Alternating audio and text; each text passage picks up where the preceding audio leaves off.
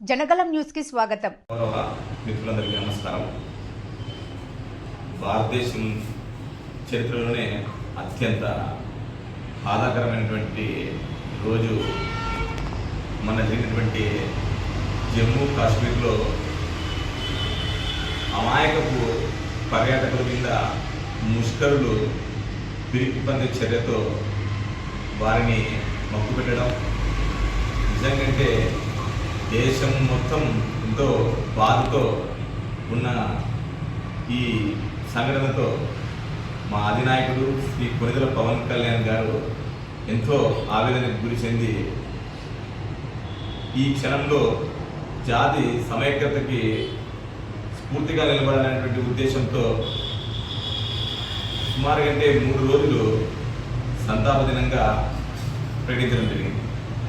మొదటి రోజు నిన్న మేము మా పార్టీ జెండాని అవనతం చేస్తూ గౌరవ వృత్తివార్త పడినటువంటి వ్యక్తులందరికీ ఘనాలు ఇవ్వాలనిపించాం.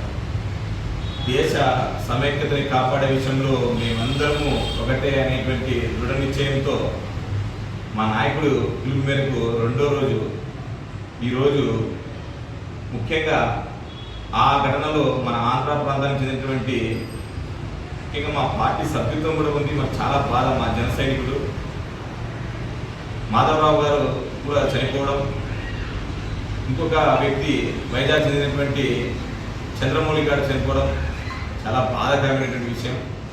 ఆ 28 మందికి ఈరోజు శ్రద్ధాంజలి ఘటిస్తూ గుంతకల్ నియోజకవర్గం జనసేన పార్టీ ఆధ్వర్యంలో మా జనసేన పార్టీ కుటుంబ సభ్యులందరూ కలిసి ఘననివాళులు అర్పించాం.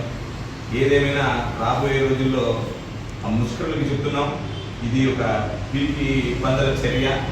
ధైర్యంగా ఉంటే చేతనైతే ఎదురుగా వచ్చి ఎదుర్కోవాలి, కానీ ఇట్లాంటి అమాయకపు వ్యక్తుల్ని బలి తీసుకోవడం నిజంగా దీన్ని చాలా దారుణంగా ఖండిస్తున్నాం. రాబోయే రోజుల్లో ప్రజాస్వామ్యవాదంగా మొత్తంగా ఎదుర్కొని ఖచ్చితంగా తగిన బుద్ధి చెప్తామని చెప్పి తెలియజేసుకుంటూ, ఏది ఏమైనా మనమంతా ఒకటే.